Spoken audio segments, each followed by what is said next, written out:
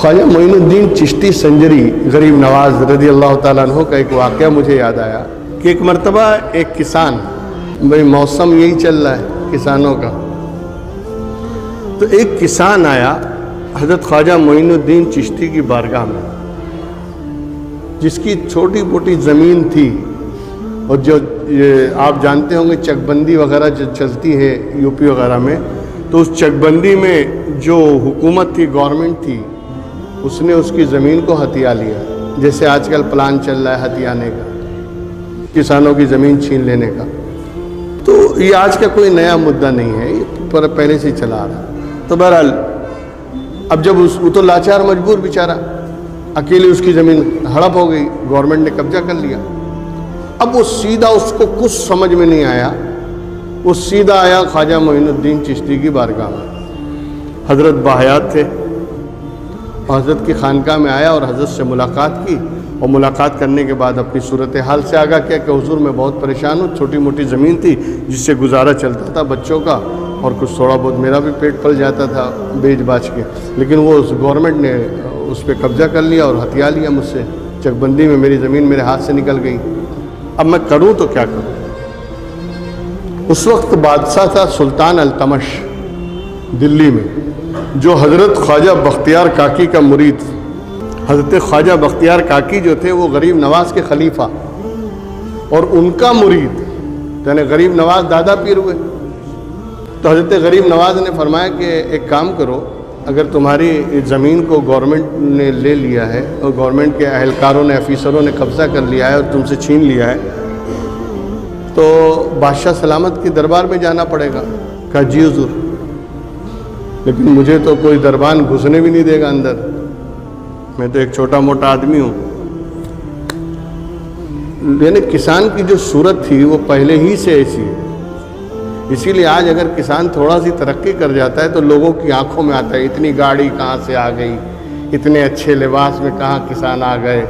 Coat pant میں کیسے کسان گھوم رہے ہیں، یہ سب ہو رہا ہے نا۔ وہ یہ نہیں جانتے کہ دور بدل رہا ہے، ترقی ہو رہی ہے۔ تو اس نے کہا مجھے تو دربار میں جانے بھی نہیں دیں گے۔ تو غریب نواز نے کہا ایک کام کرو، فلاں دن تم آ جاؤ، میں تمہارے ساتھ چلوں۔ اب وہ وقت مقررہ پر آ گیا۔ اب غریب نواز نے اجمیر سے دلی پیدل سفر کیا، اس کو لے کے، اس دور میں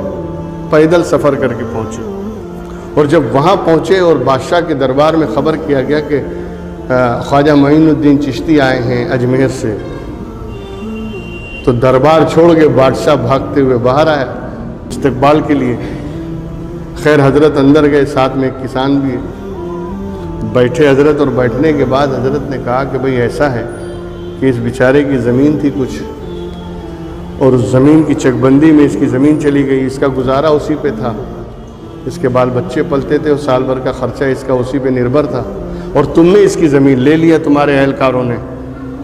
تو اس کے لیے مجھے آنا پڑا تمہارے یہاں سفارش لے کے۔ کہا حضور آپ کو آنے کی کیا ضرورت تھی، آپ وہیں سے حکم دے دیتے یا اسی کو بھیج دیتے، یا وہاں سے کچھ پرچہ وغیرہ لکھ کے کسی قاصد کے ہاتھ روانہ کر دیتے، میں یہیں بیٹھے بیٹھے اس کا کام کر دیتا، آپ کو اتنی زحمت اٹھانے کی کیا ضرورت تھی۔ اب دیکھیں یہاں پہ اسلام آتا ہے، یہاں غریب نواز اسلام کی تعلیم دے رہے ہیں۔ آپ خود چل کر آئی، اتنی مشقت اور اتنی مصیبت برداشت کر کے آپ نے اجمیر سے دلی کا سفر کیا، آپ کا ایک حکم میرے لیے کافی تھا سرکار، آپ خود اتنی تکلیف آپ نے اٹھایا کیوں؟ اس پر غریب نواز نے جواب دیا کہ ایسا ہے کہ جب آدمی بے بس اور لاچار ہو جاتا ہے نا، تو ساری دنیا، سارے رشتہ دار، سارے علائق، سارے تعلقات اس کا ساتھ چھوڑ دیتے ہیں، اور جب سارے رشتے ٹوٹ جاتے ہیں نا، تو پھر اس آدمی کے ساتھ اللہ کا ساتھ اسے نصیب ہو جاتا ہے۔ تو میں اس کے ساتھ اسی لیے اجمیر سے دلی تک چل پڑا، میں دیکھ رہا تھا یہ مجبور اور بےکس سے لاچار ہے، کچھ کر نہیں پائے گا، اور جب یہ کچھ نہیں کر پائے گا تو اب اللہ اس کے ساتھ ہے، تو میں بھی اس کے ساتھ ہو جاؤں تاکہ اتنی دیر میں بھی خدا کا ساتھ مجھے مل جائے۔ یہ اسلام ہے، کسی بے کس کی مدد کرنا، کسی بے بس اور لاچار کی مدد کرنا، اور یہ سوچ کے کرنا کہ اللہ اس کے ساتھ ہے۔ جس کا کوئی نہیں ہوتا اس کا خدا ہوتا ہے، جس کے ساتھ کوئی نہیں دیتا اس کا ساتھ خدا دیتا ہے، جس کے سارے سہارے ٹوٹ جاتے ہیں مگر ایک سہارا ہمیشہ باقی رہتا ہے اور وہ اللہ کا سہارا ہے۔